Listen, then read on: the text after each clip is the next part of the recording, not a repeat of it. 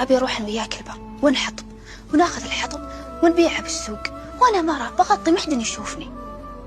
لا يا بنت الحلال، أنت خليتي في البيت معزة مكرمة، وأنا اللي بروح أحطب. أنت عزوتي وكرامتي وكل شيء يا فلاح، بس أنا بساعدك، وبالسوق لما يشوفوني مرة كلهم بيساعدني وبيشري مني. طيب بس بشرط إنك إذا تعبتي تقولي لي عشان أنا اللي حطب. أبشر ما راح أتعب، لا تخاف. كم العلف؟ قرشين.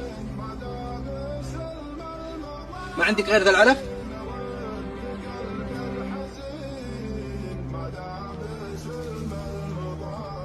ما عندك الا ذا؟ نوير؟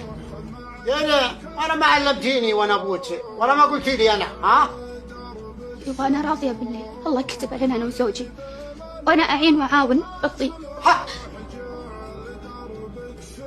شفت يا ولدي؟ شفت اختك من احتمت فيه؟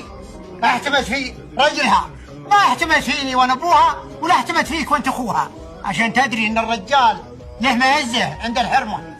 بعادي والله حاجه اللي يستاهلون. اسمع يا ولدي، عطهم 10 من النياق، ها، و20 من رؤوس الغنم، يستاهلون. تحالف وانت حالف ما تخونه، سبب ما جرى